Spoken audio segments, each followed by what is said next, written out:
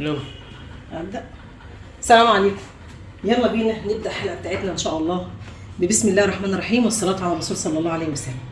هنبدا هنعمل النهارده ايس كريم سهل وسريع جدا، وحلقه ان شاء الله خفيفه هتنور رضاكم باذن الله واعجابكم. طب هنعمل ايه؟ اول حاجه معايا كوبايه كريم شانتيه بنفس الكوبايه دي اللي هتعايري بيها. معايا هنا باكو كريم كراميل، معلقتين لبن بودر، ربع كوبايه سكر. طب هنعمل ايه؟ هنسمي بسم الله الرحمن الرحيم، وهنحط ده كريم شانتيه الاول مع كريم كراميل مع اللبن البودر. انا عايزاه يبقى حاجه بصوا جميله، ومعاه السكر ربع كوبايه سكر. تمام. وهنعمل ايه؟ هننزل باللبن ساقع متلج اهو، طالع من التلاجة، وهنضرب المكونات بتاعتنا اللي هنعمل بيها ايه ديت. هنعمل بيها ايس كريم. الاول اعملي كده عشان ما يطلعش هب وكده اهو. دي القاعده بتاعتنا اللي هنشتغل عليها، نعمل كل الاطعمه اللي احنا عايزينها. طيب هنعمل ايه؟ اول حاجه هنضرب الكريمه بتاعتنا 5 دقايق وارجع لكم.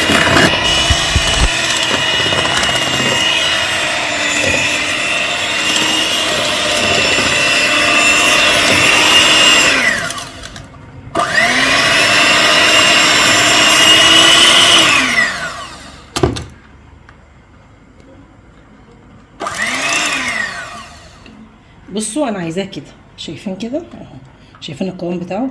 طب لو انتوا بتضربيه وحسيتين ان هو تقيل قوموا مزوده معلقتين لبن عادي. تمام.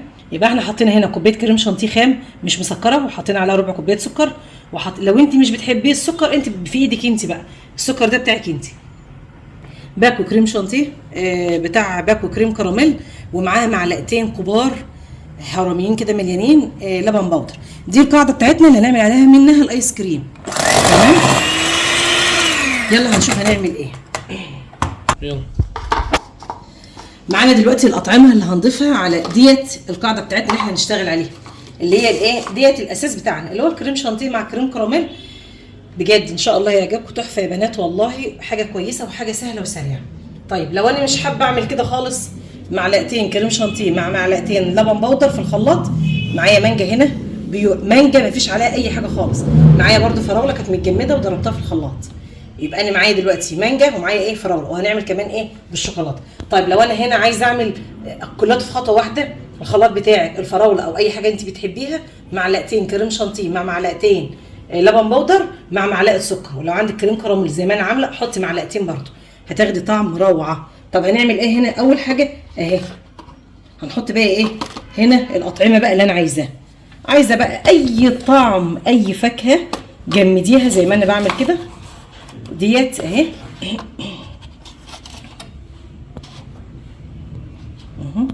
وهنضيف عليها ايه الحاجات بتاعتنا دي. انا بس هوريكم حاجه كده دلوقتي سريعه كده. اول حاجه هيت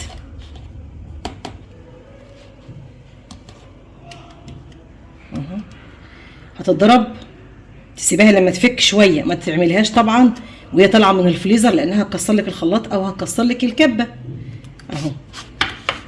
انا بس حبيت ايه اوريلكم هنعمل ايه اهو. ماشي يا بنات. طب انا عايزه اعمل اي نوع فاكهه جمديه واعمليه بنفس الطريقه اهي. تخش الفريزر طبعا، يا ريت تعمليها بالليل بيتيها تبقى ده الافضل. طب لو انت مثلا مستعجله حطها بقى 3-4 ساعات. ده اول طعم معانا فراوله. دقيقه وارجع لكم. يلا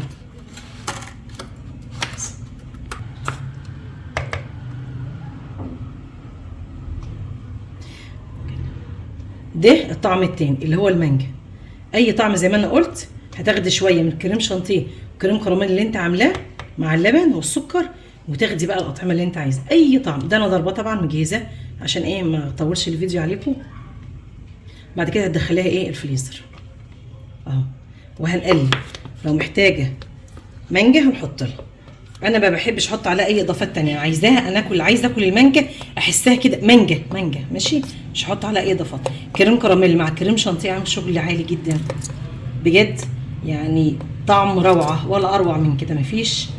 حاجات سهله وحاجات من قلب البيت من عندك. طبعا احنا عندنا المانجا اكيد يعني في الفريزر عايزه تغمقي غمقي براحتك، ممكن تحطي لون اصفر اللي هو لون غروب الشمس، بس طبعا انا ايه مش عايزه انا احط غروب الشمس ولا ايه. خلاص كده كويس.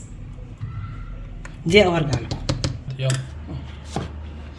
عملنا دلوقتي احنا لما قفلنا بس عشان نعرف نقلب المانجا والفراوله ماشي الوقت. طيب لو انت الشوكولاته بقى نفس زي ما قلت، هناخد من كل حبه كده نعمل حاجات الاطعمه اللي احنا عايزينها. اي عندك شوكولاته شيبس، اي حاجه عندك تقدري تعملي، معلقه نوتيلا، عامله اي حاجه عندك بقى شوكولاته براحتك انت، كاكاو ساده اللي هو الخام ماشي. احنا هنعمل ايه بقى اهو. طبعا انا من عشاق بصراحه الشوكولاته، بحبها جدا. هنقلب اهوت. طبعا اعملي في حاجه واسعه لان طبعا الحاجه الضيقه ما بتعرفيش تعملي. هنشوف بقى درجه، هي مش هنحط لها حاجه، هي كده بس. خلاص اللون ده كويس. عايزه تغمقي عن كده غمقي، والله بقى ده راجع لك انت. بس زي ما قلت هنعمل كوبايه كريم شانتيه يا جماعه، كوبايه لبن ساقع، باكو كريم كراميل، معلقتين بودر، معلقتين لبن بودر، وكده عملنا كمان الشوكولاته. هنفضيها بقى في اي علبه، اي علب طبعا. العلب دي منين؟ اي علب من عند العطار بقى هتلاقيها، الحاجات دي موجوده. يلا. عملنا الشوكولاته اهي. لو عايزه تغمقيها عن كده معلقه كاكاو غمقيها بقى براحتك. عملنا ايس كريم باسرع طريقه، عملنا مانجا، عملنا فراوله، عملنا شوكولاته. ممكن تعملي انت اي نوع فاكهه حباه بس تجمديه في الفريزر، وبعد كده اعمليها زي ما انا قلت. هتضربها في الخلاط عادي او في الكبه، بس طلعيها من الفريزر تستني 10 دقايق عشان ما يكسرلكش الكبه بتاعتك. طيب لو انا مش حابه اعمل الطريقه دي كلها زي ما انا قلت، هتجيبي المانجا وتحط عليها معلقتين كريم شانتيه، معلقتين لبن بودر، معلقتين سكر او عسل براحتك انتي، وبعد كده تضربيهم في الخلاط وتنزليهم. دي اسرع طريقه مع ربع كوبايه لبن، علشان طبعا الكبه او الخلاط بتاعك ما يكسرش. الحلقه بتاعتنا كانت سريعه وحلقه جميله جميله زيكم، ويا رب تنال رضاكم. ما تنسوش تعملوا لايك والاشتراك وتفعلوا زر الجرس عشان يجيلكم كل جديد من قناه اميره حسن. طبتم في رعايه الله وامنوا. السلام عليكم.